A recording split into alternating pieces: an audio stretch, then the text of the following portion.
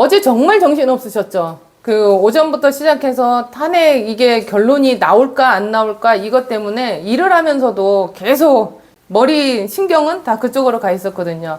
근데 결론적으로는 이제 정리가 됐죠. 정리가 되고 나서 이 다음 행보가 누가 될지가 제일 중요한 거예요. 다음 행보가 누가 돼야지 부동산에 대해서 잠재울 수 있는 그런 능력이 있는 오너가 누가 될지 이제 거기에 대해서 관심이 굉장히 많아졌었던 상황인 건데 지금 봤을 때는 이거는 뭐 사적인 제 느낌인 거고 제 감정인 거예요. 근데 어찌 보면은 지금 윤석열 정부가 해왔던 이 부분들이 뭔가를 더 하고 싶었는데 더불어민주당이 워낙에 자릿수를 많이 차지하고 있는 상황이다 보니까 뭔가를 해보지도 못했었던 상황이 아니었나 이런 생각도 들기는 하고요. 그리고 만약에 하나 이 민주당이 정부가 차려진다고 한다면 기존에 문재인 정부 때 했던 그 행보를 그대로 갈까? 아니면은 그때 너무 많은 정책들이 바뀌는 상황이다 보니까 그 부분에 대해서 조금은 걸러서 갈까 이런 것도 생각이 들었었던 상황인 거고 포커스를 딱 이재명 대표님만 해서는 안 될 것 같기는 해요. 근데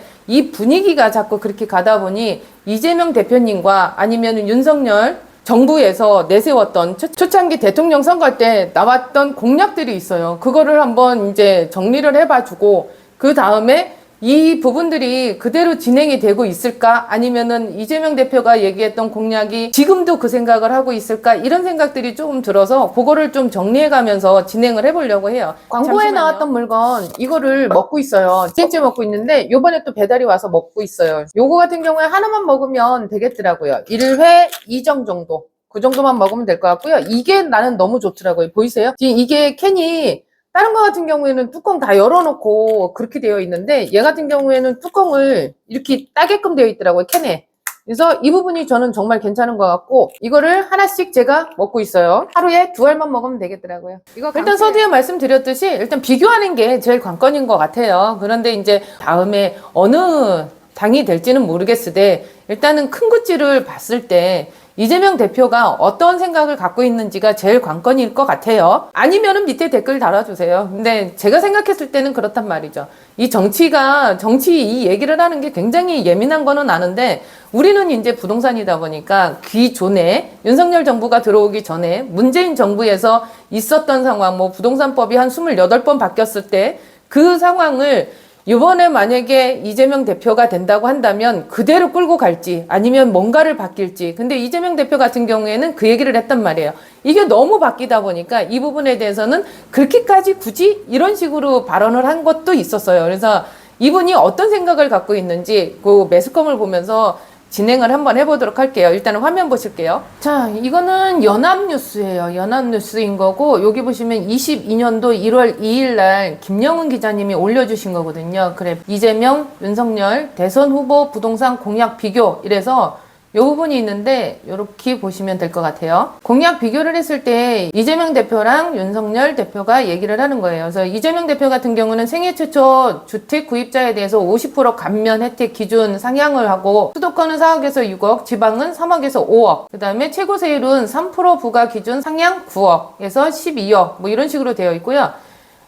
일단은 하고자 하는 것들은 많으셨어요. 그래서 1주택, 장기 보유, 저소득층, 노인 가구, 과세 이연, 그 다음에 일시적 2주택자는 1주택자로 간주하겠다. 그리고 종중주택이나 협동조합청, 사회주택 등 이런 부분들도 있고요. 그리고 상속에 따른 다주택자, 일시적 1주택자로 간주를 하겠다라는 이 상황인 거고, 이 밑에 쭉 보시면 세부담 상한 인하 이 부분도 있고요. 그 다음에 22년도에 21년 공시지가를 적용하겠다 이 부분도 있어요. 근데 이거 같은 경우에는 그거 아시죠? 문재인 정부 때 공시지가를 단계적으로 정말 소외되는 거 없이 단계적으로 해서 시세에 그대로 반영을 하겠다라고 했었던 부분이 있어요. 근데 윤석열 정부가 들어오면서 이 부분은 안 됐었던 거죠. 근데 이재명 대표가 만약에 그렇게 되게 되면 이 부분을 또 건들까? 그런 생각은 들기는 해요. 단계적으로 올라가는 문재인 정부 때 이 상황을 그대로 할까라는 생각은 드는데 이 부분에 대해서는 여기 지금 이 시점에서는 공시지가 적용하는 게 21년도 거였단 말이에요. 그러면은 안 하겠다는 소린데 이거는 22년도 얘기잖아. 지금은 또 생각이 달라졌을 수도 있는 거잖아요. 마음이 바뀔 수도 있고.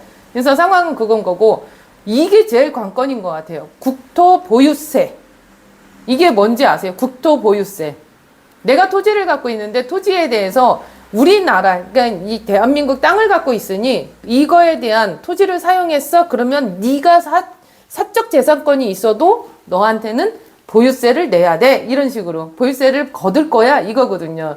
그래서 토지를 갖고 계신 뭐 공산당도 아닌 거고 그 상황이 이재명 대표에서 이런 식으로 얘기가 나왔던 거는 조금은 그때 우리 굉장히 큰 충격이었거든요. 근데 이게 가면 갈수록 충격이 굉장히 컸던 상황이다 보니까 뭔가는 뭐 문제점도 많이 있었겠죠. 그러다 보니까 지금은 이 말은 들어간 것 같아요. 근데 그거 부분은 보여드릴게요. 그래서 국토 보유세와 종부세 통합이라는 얘기가 있었던 상황인 거고요. 결론은 토지를 갖고 있어? 그러면 돈을 더 내.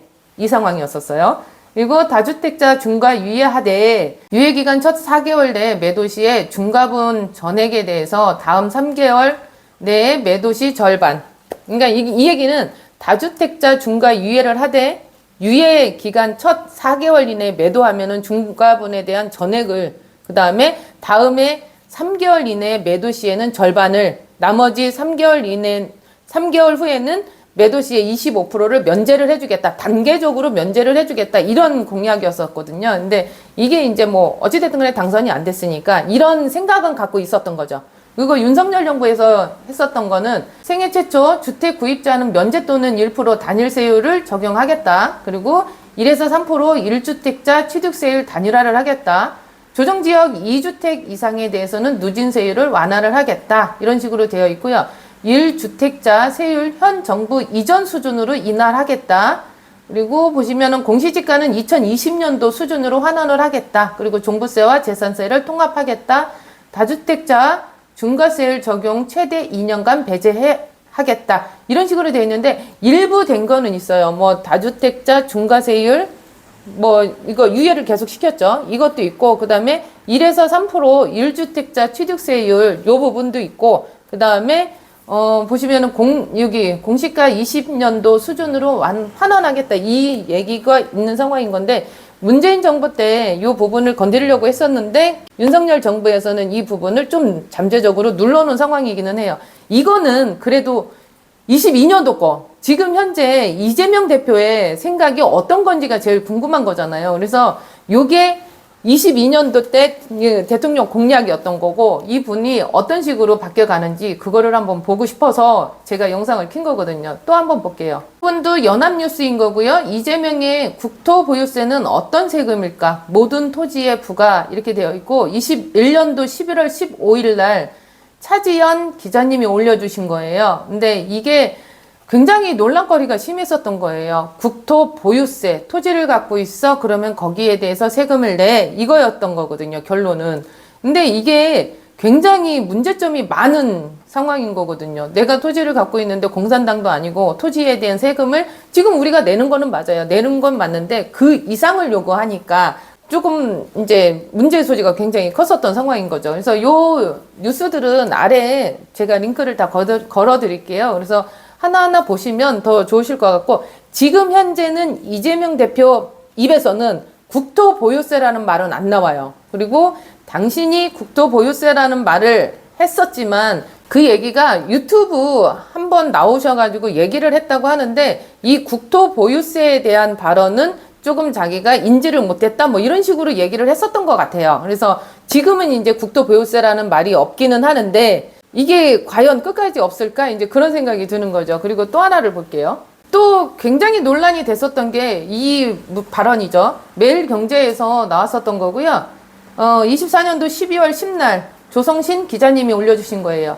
집 가진 죄, 무한 계약갱신 청구, 임대차 보호법 시장 반발 철회 이렇게 돼 있거든요. 이게 주 내용이 뭐냐면 밑에 보시면 임차인이 계약갱신 청구권을 무제한으로 행사할 수 있도록 이 발언을 한 거예요. 이 발언은 여기 보시면은 10월 국회 국토교통위원회에 따르면 윤종호 진보당 이 의원이 발의한 거거든요. 근데 여기에 이 진보당 의원이 발의한 게 있지만 거기에 같이 하신 분이 계세요. 여기 더불어민주당의 김준혁 이 의원님도 같이 서명을 해서 발의를 했단 말이에요. 그러면 이 더불어민주당이라는 이 부분이 굉장히 큰 거예요. 생각을 그런 식으로 갖고 있다라는 이 자체가 굉장히 큰 상황이다 보니까 이 부분에 대해서도 지금은 아니야라고 할 수는 있는데 우리가 생각했을 때는 그런 거잖아요.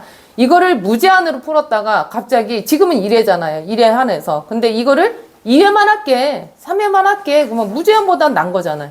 그러니까 이걸 어찌 보면은 뭐 가스라이팅? 그런 식으로 한 게 아닌가. 이거는 바뀌어질 것 같아요. 느낌상으로. 그래서 이런 부분들도 있고 또 하나를 보면 프레시안 뉴스에서 나온 건데 여기 보시면 박정현 기자님이 25년도 2월 25일 날 올려주신 거예요. 이재명 다주택자 막을 수는 없어. 세금 열심히 내면 된다. 이렇게 얘기를 해요. 근데 이재명 대표님 같은 경우에는 다주택자들은 투기꾼으로 보려고 하는 의지가 굉장히 크신 것 같아요. 제 느낌에는 1세대 1주택을 뭐 많이 이제 얘기하시는 상황 같아요. 그래서 실질적으로 거주하는 그 주택 하나만 있으면 되지 굳이 다 주택을 소유할 필요는 없다. 이거는 투기다. 이렇게 생각을 많이 하시는 것 같더라고요. 근데 이게 지금 보면 우리나라 같은 경우에도 상위 몇 프로 정도만 다주택자인 상황인 거고 주택이 하위선 같은 경우에는 주택이 없는 분들도 의외로 많으시거든요. 아직까지도 무주택자들이 굉장히 많으세요. 근데 이런 분들을 집을 빌려주는 사람이 누구? 다주택자들이 집을 빌려줘야 되는 상황인 거잖아요. 그래서 이런 부분들은 지금 현재는 세금을 많이 내라고 얘기를 하는데 세금이 가면 갈수록 어마무시하게 지금 나오고 있는 상황이다 보니 다주택자들 같은 경우가 이 세금을 어느 정도까지 감당이 될지 그게 제일 관건인 거죠. 그러면 지금 현재 어제 탄핵 이후로 정확하게 부동산을 이제는 어떻게 해야 돼? 이게 나와야 되는 거예요. 내가 다주택자야. 그리고 내가 무주택자야. 그러면 이제는 어떤 행보를 갈지를 우리가 판단을 해야 되는 거예요. 얼마 안 남았거든요. 60일 안에 무조건 선거를 해야 되는 거고 누군가가 오너가 돼야 되는 상황인 건데 이 오너가 누가 되는 거에 따라서 부동산이 정말 많이 바뀔 거란 말이죠. 그러면 내가 준비를 해야 되는 상황 같아요. 이 기간 안에. 그러면 이 부분 같은 경우가 다주택자는 빨리 집을 파세요. 지금 정부가 어느 식으로 흘러갈 건지는 다 알고 계시잖아요. 말을 안 할 뿐인 거지. 다 그런 식으로 물이 흘러가듯 가고 있는 상황이란 말이에요. 그러면 다주택자분들 같은 경우에는 조금 더 빨리빨리 내 주택수를 줄여야 되는 상황인 거고요. 그 대신에 내가 주택을 갖고 있는데 정말 내가 갖고 있는 주택들이 다 너무 똘똘해. 어느 거 하나를 못 팔겠어. 그러면은 생각들을 하실 거 아니에요. 또 6년 주임사로 가고 싶은 사람들. 근데 6년 주임사가 아파트는 안 되는 거잖아요. 근데 다른 부분에 대해서는 될 수도 있는 상황이지만 그게 가능할까? 그게 하는 게 좋을까? 이것도 한 번 정도는 생각을 해야 되는 상황인 거예요. 왜냐? 이거는 세법적으로 풀어가야 되는 거잖아요. 내가 갖고 있는 부동산에 대해서 어느 식으로 세법을 풀어가야 될지 이제 그것도 한번 생각해 보셔야 되는 거고요. 지금 이 혼란한 시기에 제일 바쁜 거는 세무사님들이 아닐까 이제 그런 생각도 들어요. 그리고 또 하나는 6년 이 주임사가 나왔을 때 아내 주임사를 한다라고 얘기만 한 상황인 거지 아내 혜택이 뭐 들어보셨어요? 아내 혜택이 뭐가 있는지? 저는 잘 모르겠거든요. 아내 혜택이라는 부분을. 그래서 이 혜택 부분이 어떤 식으로 나올 건지도 한번 보셔야 되는 상황인 거고요. 그리고 또 하나 중요한 거는 대출권이 계속 막히고 있단 말이에요. 대출권이 막히고 있으면서 집 살려고 하는 사람들 계속 옥죄고 있는 거잖아요. 그러면 결국적으로는 투기를 막기 위해서 대출을 막았는데 서민에 대한 대출을 막고 있는 그 부분이에요. 그리고 또 하나는 이 보유세가 많아질 거예요. 내가 주택을 많이 보유하고 있든 똘똘한 집 한 채를 갖고 있든 어찌됐든 간에 아까도 얘기하잖아요. 토지에 대한 세금 물리겠다고. 그러면 똘똘한 거 하나 갖고 있어도 이게 1, 20억 이상 갈 거 아니에요. 그렇게 되면 토지를 갖고 있는 거는 맞거든요. 대지권에 대해서도 갖고 있는 상황이다 보니까. 그러면 보유세 자체가 어마무시하게 나올 수 있어요. 1가구 1주택자는 그렇다고 치더라도 2주택자분들 같은 경우에는 보유세나 이런 부분들도 어마무시한 상황인 거고 그러면 팔아. 그러면 팔면 되지 않아. 그랬는데 서울 같은 경우에는 팔 수 있는 여지도 또 막아놨잖아요. 뭐 해제했다가 32일 만에 다시 묶어놓고 이게 또 해제가 될까? 저는 안 될 것 같거든요. 그러면 팔지도 못해. 보유세는 계속 내야 돼. 돈 들어오는 수요는 없어. 대출은 안 돼. 그러면은 가면 갈수록 더 힘들겠죠. 그 상황이 될 거고요. 가면 갈수록 양극화는 굉장히 심해질 거예요. 지방과 서울 간의 양극화는 굉장히 심해질 수밖에 없는 상황인 거고, 지방을 살리고자 뭔가 대출이나 아니면은 부동산 정책이나 아니면 세금이나 이런 부분들이 좀 유하게 되지 않으면 지방은 가면 갈수록 소멸화될 수밖에 없는 상황인 거고, 또 하나 중요한 건 이제는 그러면은 어디다가 투자를 해야 돼? 부동산 투자 이제 다 막힌 거야? 투자를 하면 안 되는 거야? 이 생각을 하실 거 아니에요. 그러면 어디로 갈 건지는 명확한 거 아니에요, 지금. 용산으로 만약에 누군가가 오너가 되면 용산으로 다시 들어갈까? 안 들어가겠죠. 그러면 청와대로 갈까? 안 들어가겠죠. 못 들어가죠. 다 밝혀졌는데. 구석구석 사람들이 다 다녔었는데. 그러면은 어디로 가? 세종으로 날아갈 거예요, 세종으로. 그러면 결국적으로는 세종 부동산은 올라갈 수밖에 없는 상황인 거죠. 근데 여기서 또 중요한 게 있겠죠. 그걸 뭐 나만 알겠어요? 정부에서도 다 알겠지? 그러면 규제 들어가겠지, 세종도. 그러면 규제 들어가기 전에 해야 되는 거죠. 결론은 어느 시점에 어느 정보를 갖고 어떤 식으로 발빠르게 움직이느냐, 이게 이제 돈의 향방이 가지 않을까. 그래서 세종시 같은 경우에는 조금 더 부동산 가격이 많이 올라갈 수 있는 여지가 충분할 것 같고, 이 정책이 나오기 전에, 뭔가가 제재가 나오기 전에. 그래서 세종시 같은 경우에는 눈여겨보시는 것도 괜찮을 것 같아요. 근데 이재명 대표님이나 아니면 다른 타 누군가가 오너가 될 수 있는 분들의 마인드가 제일 중요할 것 같아요. 요즘 같은 세상에서 뭐 미국 발언도 있고 그러지만 우리가 지금 이 상황을 개척할 수 있는 누군가가 뭐 들어오면은 굉장히 힘들 거예요. 근데 매년 그러지 않았나요? 매년? 대통령이 되는 그 시기에, 투표하는 시기에는 매년 혼란 시기였던 것 같아요. 근데 요번에는 더 또 심할 수도 있는 상황인 거죠. 나라는 나라대로, 경기는 경기대로 안 좋은 상황이다 보니까 누군가가, 오너가 제대로 된 사람이 나와주면 뭔가가 이제 워워 해가면서 좀 잔잔하게 흘러갈 수 있는 여지가 됐으면 좋겠던 사람 중에 하나인 상황인 거고요. 어제 이 탄핵 발표가 되고 나서 어저께 바로 올려드렸어야 되는데 너무 많은 이 부동산에 대해서 공부할 게 너무 많더라고요. 이 윤석열 정부에 대한 발언과 이재명 대표님에 대한 발언과 이런 부분들이 정말 많은 발언들이 있는데 이 발언대로 그대로 갈까? 이런 생각도 많이 들었던 상황 같아요. 그래서 일부 일단은 올려드렸는데 이거를 갖고 뭐 제가 정치적으로 뭐 누구는 좋고 누구는 나쁘고 이렇게 얘기한 그 부분보다는 부동산은 이제는 이렇게 가지 않을까. 이건 제 사견입니다. 이렇게 가지 않을까 싶은 생각에 잠시 올려드렸고요. 이거에 대해서 뭐 반박 아니면 이거에 대해서 뭐 그래 맞아 네 말이 맞는 것 같아. 그래서 같은 공감대가 이루어지고 그러면 밑에 댓글 좀 써주세요. 반박을 할 것 같으면 뭐 제가 그 반박하는데 뭐 제가 네 맞습니다 이렇게 할 수 있는 상황도 아닌 거고요. 이거는 제 사견이라고 말씀드렸잖아요. 그래서 이제 이런 부분들이 있으니까 밑에 댓글 달아주시면 제가 이제 답글 달아둘 수 있는 한도 내에서는 답글을 달아드릴 거고요. 계속해서 좋은 정보 올려드리려고 노력하고 있어요. 그러면 지금 구독자님이 클릭 하나만 해주시면 되겠죠. 구독이라는 클릭 하나, 댓글 하나만 해주시면 저한테는 큰 힘이 될 것 같아요. 어떠셨어요? 두서없이 말씀드렸는데 결론은 어찌됐든 간에 60일 안에 뭐가 나오겠죠. 그래서 이 부분을 올려드렸고요. 괜찮으셨으면 좋아요, 구독, 알림 설정 부탁드리고요. 이상으로 부동산 다이어리였습니다. 감사합니다.